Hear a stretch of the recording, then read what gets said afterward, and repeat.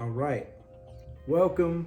This is F a Rap Critic. It's your boy Malik 16 from Plays and Crates. And no, we did not plan our matching outfits. This is how family goes. This is Harlem, and this is how the family rolls. If y'all don't understand what I'm talking about, this is my nephew. Nephew, introduce yourself. Nephew. My name is Ramel. And I'm we from Harlem. Harlem, West Side.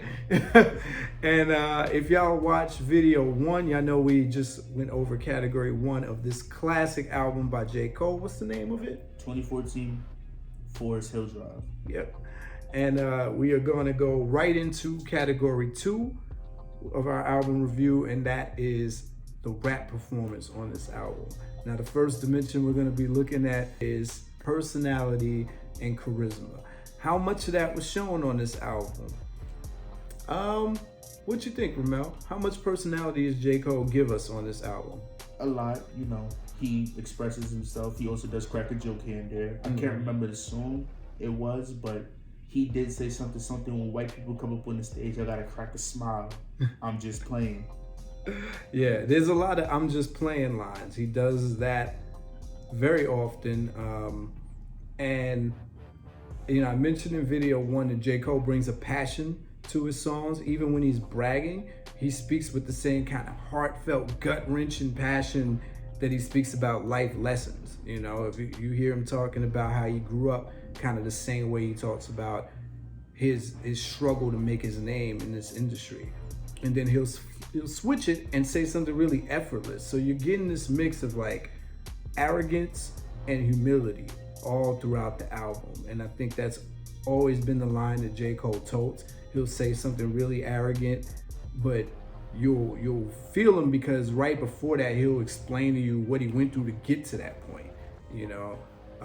Really interesting stuff. I think it's very hard to put your finger on what it is that J. Cole brings to the table that separates him from other rappers. He's just as good as the contemporaries that he gets mentioned with, and he has made it to the point where he's on this Mount Rushmore type of triangle with Drake and Kendrick as, the new legends.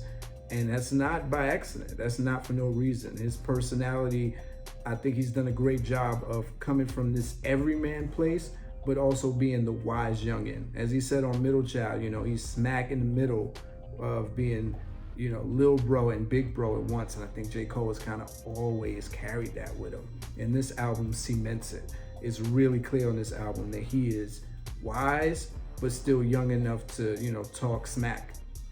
So something for y'all to consider on a scale from 1 to 5 heartbeats. That takes us to dimension 2, suspension of disbelief or believability. This is not an album where you're asked to suspend your disbelief. J. Cole's not going into a character. It's not a special album. He's being himself. He starts the album off with his birth date. It doesn't get any more, realer than that. This is me. It's almost like somebody showing you their social security card. So how much do you believe J. Cole on this album? Believe that this is the real him? A lot. You could tell it's J. Cole a lot, just by how the album is set up, the production, no features, no push. What is it about what he's saying that makes you feel like, okay, yeah, that's true? How you could tell it's just being him. It's songs like Wet Dreams. What rapper would actually do that nowadays? Tell a full story like that. Right, show the vulnerability, right, of not always being cool. Something we don't hear in hip hop a lot. Most people are like, yeah, I've been the man since I was 9. Yeah. He really told on himself. He's like, I was lying. We don't know if this is a hypothetical song or not, but if it's not a real story, then he did a really good job of making it feel like we believe him. Also, because he chose a topic that most young heterosexual men can relate to. If you have a crush, even if you're not heterosexual, everybody can relate to having a crush, and the nerves and the little silly things that you do to get that crush. So that's a great point. I think also J. Cole sticks to what he knows. You're not hearing these fantasy tales. You're not hearing exaggerated, hyperbolic stories of what he's going to do and what he's done. he's very real about telling you about his college life, his life in North Carolina, his life with his mother and his brother or his siblings, and his love life. Now that's where it might get more hypothetical than anything, right? We don't know people's bedroom lives. When you hear J. Cole brag about women and stuff, like, even that seems a little believable, even when it's exaggerated. So, I think that helps with how much you buy into the J. Cole aura, the aesthetic, and the allure, right? Because he stays in what we perceive to be his lane. Even when he gets aggressive, he's not talking about more aggressive things. If he's talking about drugs, he's talking about, my man sold drugs, he got it like such. But then he'll also tell you the downfall of his man doing that. I think that's a really interesting spin. So something for y'all to consider on a scale from 1 to 5 heartbeats. That takes us to dimension 3. Let's get into it.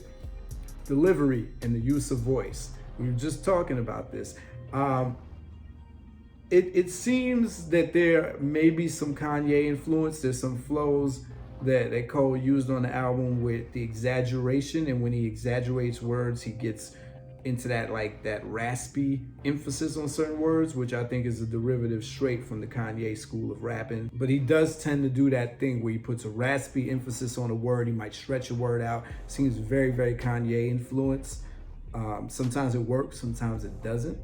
I think on some tracks, like was that Hello where he did that, where I said he sounds like Kanye? Mm-hmm. Yeah, where it's like, okay, very interesting way to start off. So let's think about this. The tone of J. Cole's voice is very easy to get into because he really does sound like he has a universal tone. He's from North Carolina, which is not this deep South place where you have this heavy accent. If you didn't know he was from North Carolina, you can peg him to be from any part of the country. His voice, he sounds like a New Yorker. If he told you he's a Californian, you'd believe it. And the North Carolina thing makes sense. So it's a very easy to listen to voice. I think he uses that to his advantage. And then, of course, we get the singing all throughout, which I mentioned in video 1. I do not think J. Cole is a singer. Some of you really like that. I don't think he has an offensive tone, which is why it works. You never hear anybody complain about, the singing in general. But to hear whole songs of him doing that, I don't think it's strong enough to carry wanting to hear a whole song of J. Cole just vocalizing. What do you think about the way he uses his voice on this album? He uses it in very different ways, tone-wise, the way he delivers things, how he's able to just switch up a flow from Tale of Two Cities to Fire Squad, because the hook on Fire Squad, it's just different. He knows when to get hype, for sure.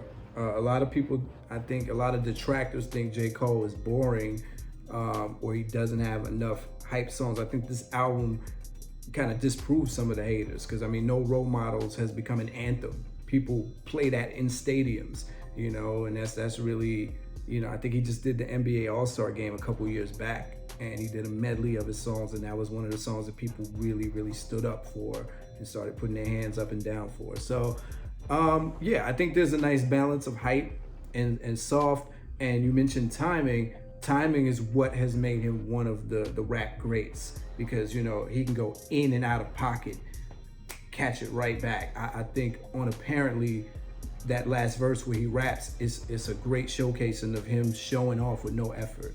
He's like, I just want to rap right here, and I'm gonna rap. And he even jokes within the verse. It's like, too easy. You know what I mean? Like, that's he bobs and weaves out of these faster flows, which we'll talk about in the next dimension. So yeah, when we think about use of voice, you want to think about the singing parts, the raspy and the more hyped up parts, and the smoother parts, and just kind of that universal, easy to listen to quality of J. Cole's voice. Something for y'all to rank on a scale from 1 to 5 heartbeats. Let's get into it. Dimension 4, Ramel, flow. The flow, a big thing on this album that he switches up even in the song, especially the song, that he said, the last dimension, apparently, how he goes from singing to let's just rap it out for the rest. How he's able to switch it up on that. And, especially on Fire Squad, how the chorus is way different from the verses. Yeah, definitely. The patterns on Fire and Squad, especially because he kind of, each verse, he's like, let me come back in. I got more to say.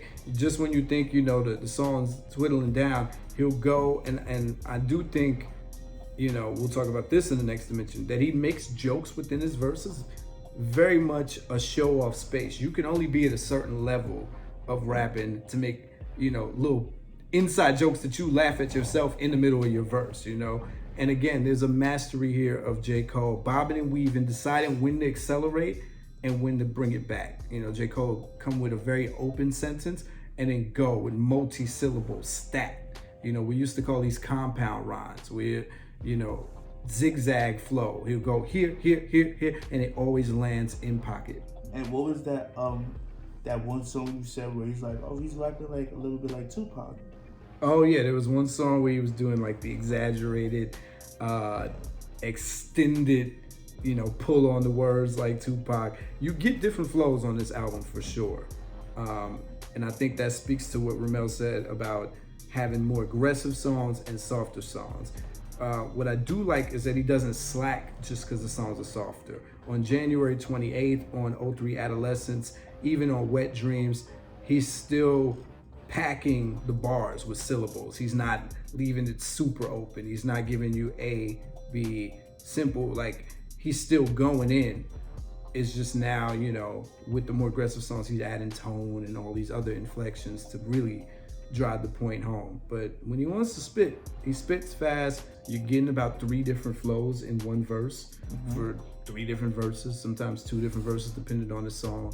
But something for y'all to consider on a scale from 1 to 5 heartbeats. It takes us to dimension 5, the word play and the bar intent. Now, we talked about Cole being a very intentional rapper. He gets on his mic knowing what he wants to say to his audience and having a very clear idea of who his audience is. He knows who his fans are.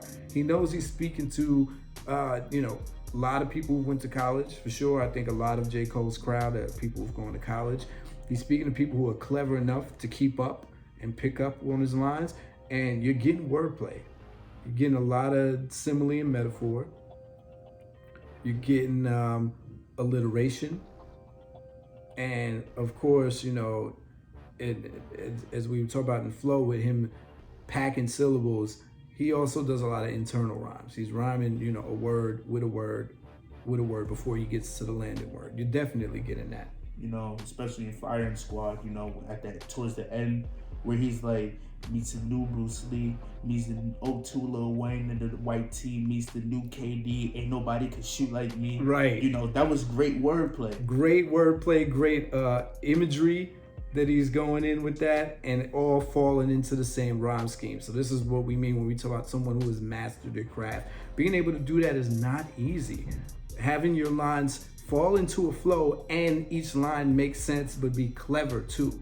And then you're getting these references that you can immediately picture. You know what these people look like. You know what Lil Wayne in a white tee looks like. You know what Bruce Lee looks like. And it's all describing one thing. So he's stacking and stacking comparisons all to make one point. This is how good I am. And that is how J. Cole rhymes. Even when he's rhyming life lessons kind of songs, he also does a really good job of making these contemplative rhetorical questions. What would you do if you were me? Or what would you do if you were in this position? How would that feel? I thought about this the other day. He talks about these invisible characters that we don't know, but by the time he describes them, you feel like you know them because they're very relatable situation. If you hear him talk about a woman, you'd be like, oh yeah, I met women like that before. Or I've been in that position with a woman before.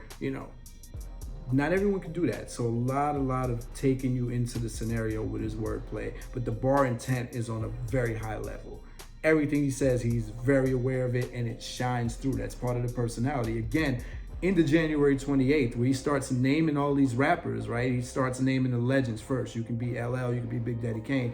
Then he names his direct competition and he says, but you ain't me. Then he has the nerve to repeat it. So he's letting you know, yeah, I know what I'm saying. I'm saying this to get a reaction. And he's laughing with you. Something to consider on a scale from 1 to 5 heartbeats, which takes us to dimension 6. Punchlines, quotability, poetic wisdom. Are you getting that on this album? punchlines and stuff like that. Poetic wisdom, quotability. Can you quote J. Cole to this day? Yes, in many different ways. Yes, Many different ways. Why? some of the stuff that he says in his songs, interviews, stuff like that. Well, I think about what you mentioned, Firing Squad.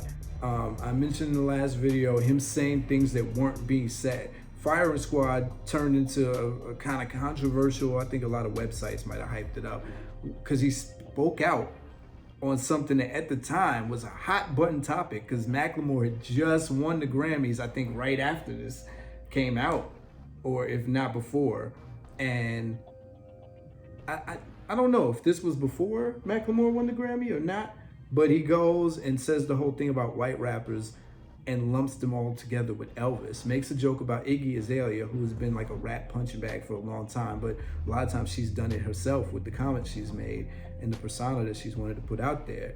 And, he says, they profit more for black culture than the black artists do. And he doesn't really give you an opinion. He just slips it in there passionately and leaves it up to you to decide, because then immediately he pulls it and says, I'm just playing. But you knew he meant it because he said it passionately. He left it out there on purpose for y'all to think about. And I thought that was pretty genius. It was bold too, because that could burn bridges. These rappers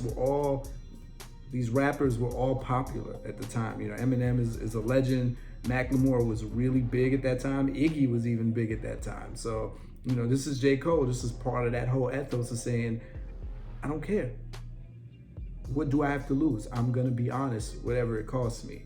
And so things that could be quoted, a lot of that. Things that he says about relationships, things that he says about being, black in America, things that he says about being in a rap game, and even his braggadocio lines are said in ways where it leaves food for thought. So I think you get a lot of poetic wisdom on here. And I think that's become J. Cole's calling card. People go to him for poetic wisdom. I think his punchlines actually get underlooked.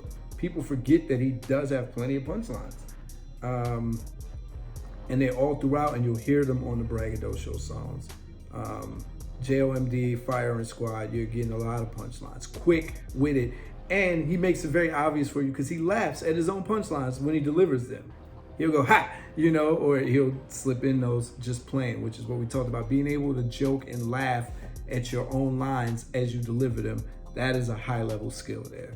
Something for y'all to consider what level you feel J. Cole's poetic wisdom, quotability, and punchline game is on a scale from 1 to 5 heartbeats. That takes us to dimension 7, concepts. I don't know if this is a conceptual album. Would you say this is a conceptual album? I think this was just a raw album of him giving you what you feel. I think, we talked about it having a mood and a tone, but I don't know if there was a concept. Does he have concept songs on this album? Maybe. What do you mean? Meaning, so a concept song is where you're being taken somewhere that's not so obvious. It's like, I'm assuming a character, or I'm talking from a new perspective, or I'm doing something real abstract or creative. Wet Dreams. Okay, I would say Wet Dreams is more of a story than a concept, but think about it. He's taking us to a place and talking about a story in a place that nobody else would have probably done at that time or do now. But I don't know if that's a concept. Maybe Saint-Tropez is more of a concept. But I don't really know what he was talking about on Saint-Tropez. He just keeps saying, I've never been this high before. I think he was trying to go somewhere with Saint-Tropez that wasn't so obvious. And maybe we need to reread the lyrics. You want to pull the lyrics up right quick? Probably a drug story. It sounds like a relationship story. Yeah. I think there are loose concepts on this album, and it sounds like he's talking about some kind of internal pain on Saint-Tropez and trying to get a relief from that. But it's unclear, and this is what I mean about self-indulgent songs, where cool artists can use the excuse of art, it's up for interpretation, it's whatever you take from it. But it'd be nice to know where you were trying to lead us with this, because it's unclear. And I personally I wonder if the songs that are like that do more harm than help because you want to know where you're going when you're listening. Some people don't. Some people like to use drugs and just vibe out to the music. That's cool. But for the real listener, and it's not cool. I'm just saying it's cool, but it's not cool. If that's what you do, that's what you do. But to the real listener, it'd be nice to have a direction. And I think some of those songs that are more conceptual are just loose concepts because they lack direction. But something for y'all to consider on a scale from 1 to 5 heartbeats. Dimension 8 and Dimension 9. Content externalized, content internalized. So Dimension 8 is content externalized. How much is J. Cole talking about things outside of himself? How much is he talking about the world, his environment, politics, social ills, things he notices? Great example is the song Love Yours, when he's telling you that nothing in this world could be more better than your life, and how things are hard, but you're gonna get through it one way or another. How you, like, one example is how you look on the TV, you see he got a watch, or this guy got a big house or a car, but what does it mean? Yeah, I think he definitely set a standard for a lot of rappers from his generation and the younger generations to think like that, to really question, what's going on. And this started a wave that we started seeing that would carry on by other rappers like Logic later on, who started really acknowledging, people who are going through depression and suicidal thinking with songs like this, where it's like, it's okay to be down, just don't stay down, don't put anybody on a pedestal. And J. Cole is very big on that don't even put me on a pedestal. I'm just Jermaine. And that's why he chose to, close the album out like this. Again, if you saw the HBO special, this is how he ended that whole concert with, sitting on this roof of this house that's supposed to represent, 2014 Forest Hill Drive. And, letting you know, look, I come from a place similar as y'all. And, I'm just a vessel right here. Sort of like what I tell y'all on this channel. This is not my channel. I'm not reviewing albums by myself. As you can see, I'm here with my nephew. We're making this global hip hop community. This is for all of us to really go in depth looking at these products. And I think Love Yours is a great example of J. Cole talking about things being bigger than himself. And the album starts off that way. He's talking about things that he notices. J. Cole does that all throughout. Even when he's bragging, he's always talking about his observations. So I think J. Cole is one of those rappers that's always mindful and aware of perceptions, dismantling common perceptions, and giving you his viewpoint on things he observes. But where he's also good, we talk about Dimension 9, it's talk about his own inner feelings. A lot of this album is thinking out loud. Apparently, it's thinking out loud. Especially, his feeling to where the story to where he was telling about his friend selling, and he wanted to start with him, and his friend is like, don't be so stupid, don't be like me. Exactly. Wet Dreams is coming from a personal vantage point. He's not saying, I know a story of this person. He's like, this is me. Again, we don't know if it's a real story. We can assume it is because, most boys go through, life experiences like that. And even if it wasn't, he made it so legitimately genuine or so relatable. This album, he's kind of in and out of bragging life lesson, but the content balances itself out because he's doing that. He's speaking on observations and speaking on his feelings. So something for y'all to consider on a scale from 1 to 5 heartbeats. Takes us to the final dimension, Dimension 10, storytelling, remember? Probably the greatest thing on the album. Yeah. I think you mentioned in one of the other dimensions that he tells stories on different songs in little verses. Yeah. So he doesn't have a lot of story songs, but there's a lot of songs on the album where he's telling a story within the verse. The way he talks about women oftentimes is in story form. He'll tell you, like, this chick, such and such and such, and he'll start describing an interaction with a female. Let me not say female. Women don't like when you call them females. He starts describing, an interaction with a woman. So a lot of the ways that he talks about women come in the form of storytelling. And then, of course, Wet Dreams being a classic. I mean, this is one of those songs that now will live in music and hip hop history because no one approached it as clearly as he did. We've heard a lot of people talk about, being nervous and first dates and first sex. here and there, but J. Cole really dedicated a whole song to describing from verse 1 to verse 3 how that went down. Like my nephew mentioned, coming from a vulnerable place. Wet Dreams is gonna go down as one of the most classic songs, story songs for sure, because of how clear it was told. He made it very easy. So, something for y'all to consider on a scale from 1 to 5 heartbeats. That has been all 10 dimensions of our review of 2014 Forest Hills Drive. I'd like to thank you, Nephew, for joining me. This has been great. Y'all know how we do it. Harlem in the building. This is F a Rap Critic. And if you have not already, take a moment to like and subscribe to the channel. And we'll be back. I'll tell y'all what my nephew's rankings were in the next episode. Until then, F a Rap Critic. Talk about it while I live it. Word to Meth. Peace.